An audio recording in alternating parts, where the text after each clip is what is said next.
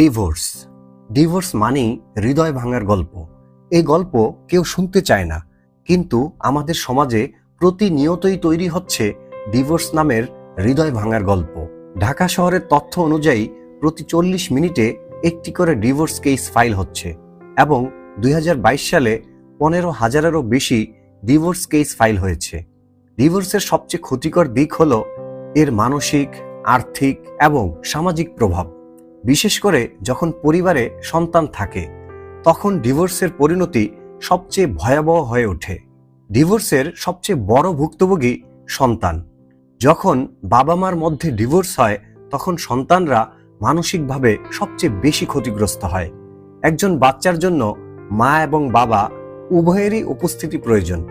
তবে ডিভোর্সের পর সন্তানরা হয় মাকে মিস করেন, নয়তো বাবাকে। বিশেষ করে মা বা বাবা যখন নতুন করে বিয়ে করেন, অন্য কোনো সংসারে চলে যান, তখন সন্তানদের মানসিক ও সামাজিক জীবনে আরো বড় সমস্যা দেখা দেয়।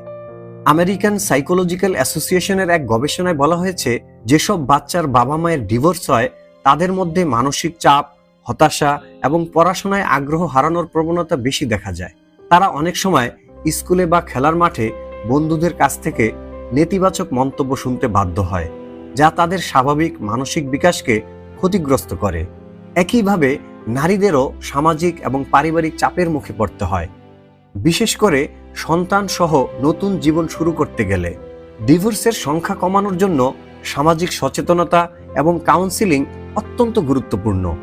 ডিভোর্সের আগে উভয় পক্ষের দায়িত্ব হলো সমস্যাগুলোকে গভীরভাবে বিশ্লেষণ করা এবং কোনো সম্ভাব্য সমাধান আছে কিনা তা যাচাই করা।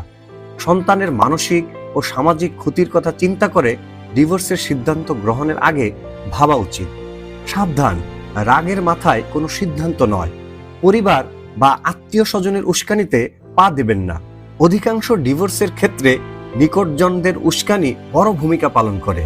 মনে রাখা দরকার, ডিভোর্স হলে একজন পুরুষ আরেকজন স্ত্রী খুঁজে পায়, একজন নারীও আরেকজন স্বামী খুঁজে পায়, কিন্তু সন্তান, সে না পায় বাবা, না পায় মা।